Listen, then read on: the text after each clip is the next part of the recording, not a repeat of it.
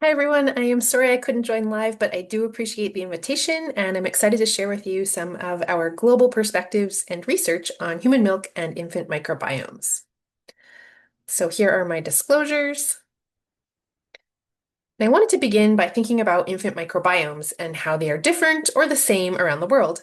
So this is research by Shelley McGuire and her team at the INSPIRE study, and you can see here that they very meticulously collected infant stool samples from infants in 10 countries around the world.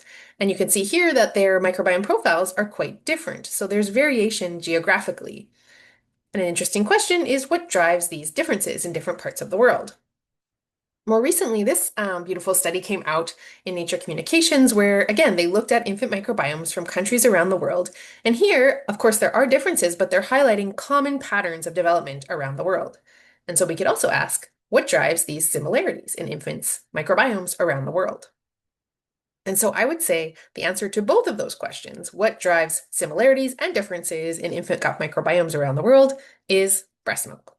So this is a beautiful study from the Teddy study led by Chris Stewart, and they showed that very clearly breast milk is the biggest factor shaping infant microbiomes in early life. So here you're looking at three different time periods, 3 to 6 months, 7 to 10, 11 to 14, and a variety of different factors that were tested for their ability to explain variation in the infant microbiome. And very clearly, especially early in life, what you can see is that breast milk is the biggest one. And so, of course, a question is why? And how? Why is it that breast milk is shaping the microbiome and how does that work? And so here I think we need to think about what's in human milk and what it does. So human milk, of course, is a food. I would argue it's the original superfood. So it's got all the nutrients a baby needs to grow and develop early in life. But it's more than that. We also can think of milk as a baby's first vaccine. So it contains immune factors, including maternal antibodies, that help protect babies from pathogenic infections. These antibodies also actually bind to commensal good microbes and help them colonize the infant gut. We could think of milk as a personalized medicine. So it's personalized because it's different in each mom and it's reacting to signals from the baby that are passed back to the mother during the act of breastfeeding. It's also dynamic. So milk is changing over time as the baby grows day to day, month to month. Its needs are changing and the milk is changing along with it to match those changing needs. And then, of course, human milk is tailor-made for tiny humans. So all mammals make milk. This is a defining characteristic of mammals. But I put three examples here. If you think of a baby human compared to a baby cow or a baby pig, they're very different. A baby cow is up wobbling around almost right away, so it needs strong muscles, whereas a baby human is sleeping for a lot of its first life, and it's not up walking around for many months. Instead, it's growing its brain. So you can imagine the composition of milk for a cow or a pig or a human is going to be very different. And more recently, we're learning it's not just that milk is different for every species because of that infant or baby. It's also made for the baby's microbes. So the microbiome of a baby human versus a baby pig versus a baby cow is also different. And milk has evolved along with these microbial communities to optimally feed microbiomes. This is a bit of an outdated by now article, but it's still a great one, and I encourage you to check it out if you're interested in a more lay perspective on breastfeeding and the microbiome. So how is it that breastfeeding shapes the microbiome? Well, we have to think about what's in the milk. So these are two pictures telling you the same story, which is that even if you can't read all these tiny words, there are many things in breast milk that simply are not found in formula, the alternative. And here on the left, you can see some of those major compounds. So formula and breast milk both contain the nutrients that a baby needs to grow in development. But on top of that, milk contains many non-nutrient components. So we talked about antibodies, there are also hormones, growth factors, and so on. All of these are important for infant development, and many are also important for the microbiome. And I would say this figure actually needs an update because it doesn't contain two very important factors for the microbiome. So one of those being probiotic or live beneficial bacteria, and another being prebiotic oligosaccharides, which are food for those beneficial bacteria. So both are naturally contained in human milk. And if you're saying, but Megan, formulas these days also have probiotics and prebiotics.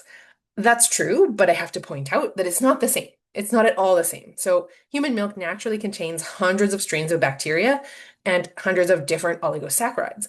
But in formula, they're adding a couple. And so that's good. It's getting closer to human milk, but it's not at all the same and it's not personalized or dynamic in the way that human milk naturally is. So, shifting to tell you about some of my own research, a lot of this has been done in the child cohort study. Child is a pregnancy cohort of over 3,500 families recruited back around 2010. We're still following these babies who are actually now teenagers. And this study was formed to really understand what is it about this generation of children that's causing an increase in allergies and asthma compared to prior generations. And to do that, the researchers involved, which include people from over 20 disciplines, so a really big team, thought, well, we need to capture the environment because that's what's changing. Genetics aren't changing, but the environment is changing. The environment includes the indoor environment, the outdoor environment, things like stress and nutrition and weather, and of course, the microbiome. So this actually wasn't part of the initial child study design, but shortly after it got started, around 2010, is when the microbiome became a big deal. And fortunately, the study had collected stool samples. So this is where I first got involved as a postdoc, studying the gut microbiome of these babies.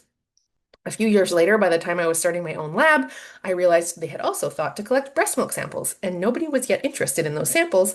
So by now, we had caught on that breastfeeding was really important to the microbiome, and I decided to take hold of those samples and see if I could understand what it is about the breast milk that's shaping the microbiome.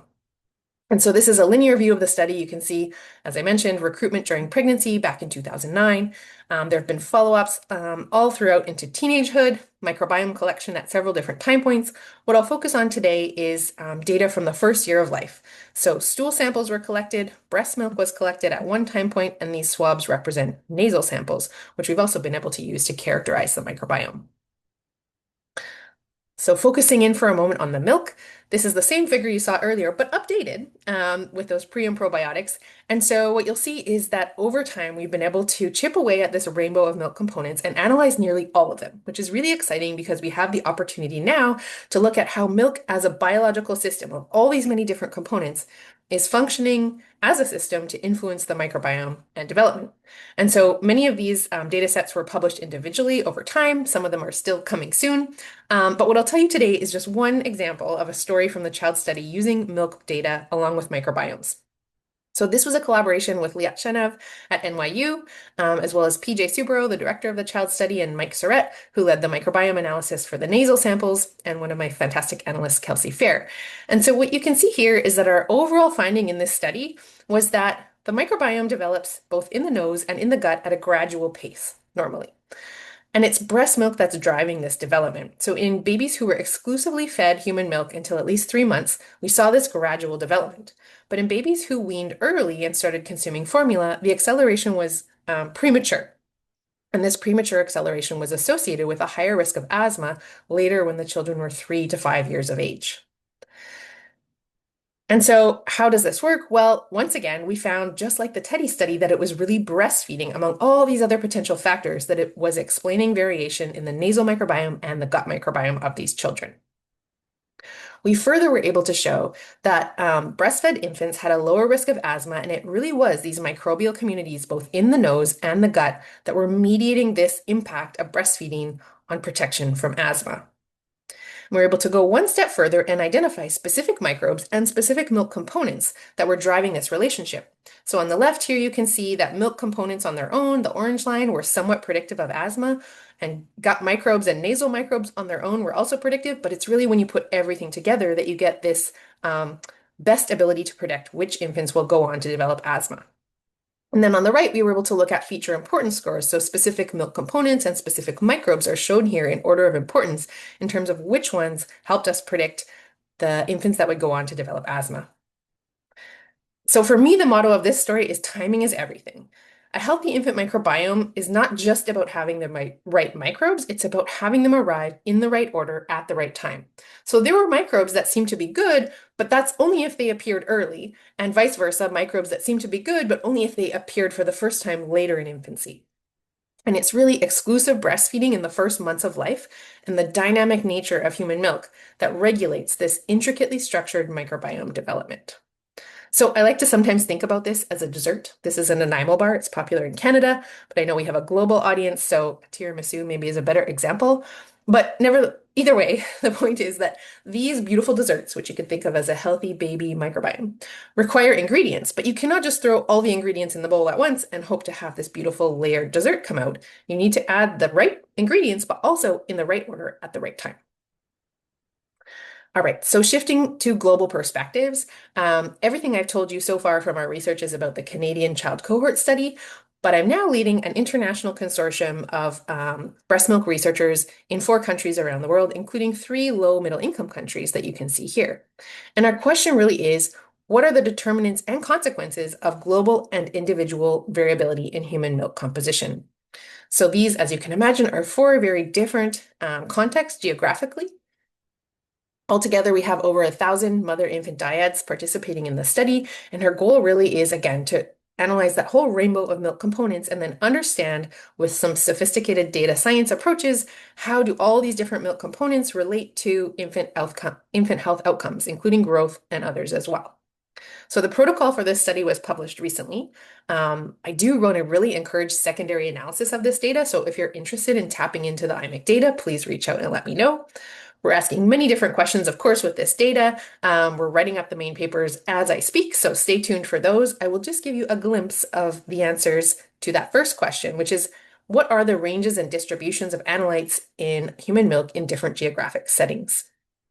So here, what you're seeing is each dot is one milk sample, and each color is a different study. So in green here, we've got the MISAM study in Burkina Faso, and there's 3 shades of green because 3 time points were analyzed. In red, you have the child cohort, which I already talked to you about, only 1 time point analyzed. So what you can see here is the conglomeration of over 11,000 components that we measured in each milk sample. And you can see that the samples from each study tend to cluster together, indicating that samples from different studies or different areas of the world are different in composition. Maybe that's not surprising, but I think it's pretty fun to see in a picture. What you also can see is that there's a temporal pattern. So as I mentioned, milk is changing over time. And you can see here the green shaded dots are earlier in infancy and the darker purple ones are later in infancy.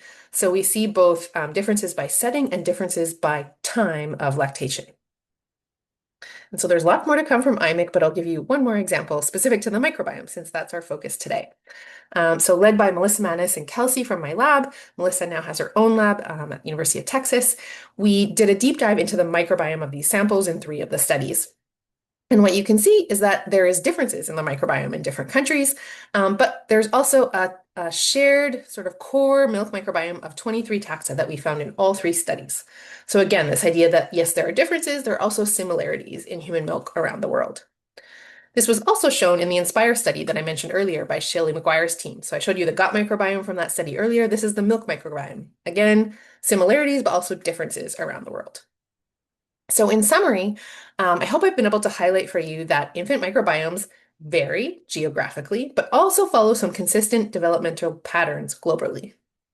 If we think of human milk, it also compositionally varies geographically, but still follows consistent temporal patterns globally. I showed you that human milk is the most important driver of early microbiome development, both in the gut and in the nose, and that it's acting as a pacemaker of microbiome development with long-term health implications, with one example being asthma that I showed you today. And finally, I hope all of this will make clear to you that human milk really offers inspiration for microbiome-targeted approaches to health promotion and disease prevention. So if we can learn from human milk which microbes or which prebiotics or which immune components are useful for driving healthy microbiome development, that's knowledge that we could use to develop microbiome-targeted approaches to preventing disease or promoting health in infants for sure, and maybe even across the lifespan. So a couple fun things before I sign off. If you check out our website, you'll find we do fun things like videos and podcasts and AMAs on Reddit. And this is all to share the knowledge about human milk and the microbiome, and you're welcome to check it out and share with your friends. We also have a milk club. We meet every month together in Manitoba, but 3 or 4 times a year, we open it up to people globally. So if you'd like to join us for those types of meetings, then this is where you can find me. I, of course, want to thank everybody involved, both in my lab, in the child study, the Milk Center, and of course the IMIC Consortium. And with that, I will say thank you very much. I'm sorry I'm not there live to answer questions, but please do reach out if you have questions. This is where you can find me.